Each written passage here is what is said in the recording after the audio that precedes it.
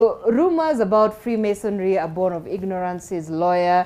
Just a quick perhaps remarks on this. So there was that interview, and lawyer Ambrose Rashir spoke to NTV's Duncan Kaemba about the organization and the mystery around it. We're going to take a break, but I'll begin with you, Ishmael. I don't know if you watched that report. Remember, for years, the church in Kenya has associated Freemasonry to devil worshipping, but you do have, for the first time, actually, very first time in the country, Ambrose Rashir, who is a member of the Freemasonry Society, talking about not completely what is inside, but of course giving us a glimpse of what this society is all about.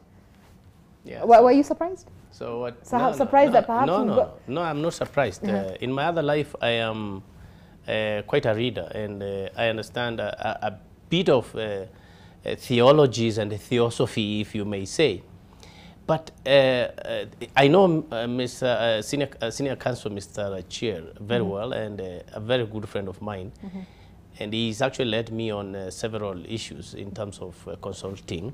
What I need to say is the problem is with Kenyans. You see, you just come from the village, you come here, live in some place in town, and you have come with all your beliefs and philosophies, and you stick to them. You refuse to outgrow what is the village or what is the really unlearned philosophies or issues. So though I know he will get a lot of backlash from churches and for coming out and saying he's a member, but I know that there are also so many people in this country who are Freemasons, and while I don't know what exactly they do, but it is an organization. But I mean, it's a secret order. At least that's what we know. It's a secret order. But he said it. He said his family knows, and the only thing is that people, the kind of fear they have put in it. You had in the 80s and 90s, when Kenyan economy started to open up, people talking of Illuminati and all that kind of thing, and this also is being talked about in Hollywood. I agree there is some level of mystery to whatever happens with the group, but it is fair at least, and it's not only Freemasons sign up in Nairobi. We still have several other private organizations. There are people who will greet you in the weekend and say, hey, I want to introduce you to one of the best clubs in town, and they are actually being initiated into some form of secret grouping without your awareness, and it's important our children read this story with a view to understanding that there are people who decide to belong to their secret grouping. And you must be aware of what they do if you want to join them. So I think Mr. Achir has done us a great favor by at least discussing what we consider to be very private. And quite a mystery, I must say. Yes, Dismus. Well, I'm not sure whether Mr. Achir has done Kenyans a favor, because many questions were left unanswered. Number one, and putting my journalism hat on, one would have expected that actually you would have conducted a tour in some of these halls or their places of gathering or worship, whatever happens, so that it takes round Haemba on a tour for Kenyans to develop a solid understanding of exactly what they do. Because he spoke about some robes, he spoke about some paraphernalia that they use for their services. One would have expected to see that. But now the big question is, what prompted him to come and speak now about this organization, this secret organization, and then is he the? He did not give us the pecking order in Kenya, but is he the leader of the Freemasons in Kenya? Is he authorized to speak to the media? Well, he said he's a senior official or officer. I'll get that right. So, but he's a senior member within the society. Yeah, using examples of what we know, like for instance, if it's about, say, the Catholic Church, then the bishop of a particular diocese will guide you through, or the local priest, and really open up and give you elaborate interviews. Because even from Kaemba, I saw his body language.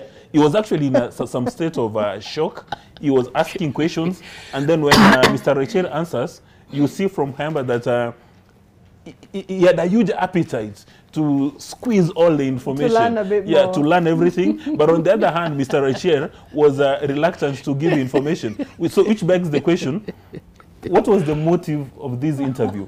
What did Mr. Rachel want to achieve? And also on the flip side, what did Haimba want to achieve? All right. In my view, it left a million questions unanswered. You see, Zainab, sorry to come back, but when you do risk assessment, if you go into an organization and you want to ask something, so you want to help the organization, right, but you start on the wrong footing, you will never get the answer. If you start asking, are you 16 employees? Instead of asking how many employees do you have, you see, you will attract different answers. If you are going to read Racher's story from a Christian theological perspective, definitely when you talk about paraphernalia, you know, paraphernalia is the same things you see when a father is trying, you know, no, but I think he's talking like a Mosocho person with paraphernalia. He's thinking of. So I think in order for you to understand, and I think you know, your viewers include families, in order for you to understand a grouping, even if it's Freemasons or any other, you listen to the speaker. I don't know whether you can afford, if you are a staunch believer in maybe Christ or Islam, you try to remove those feelings and just listen to him.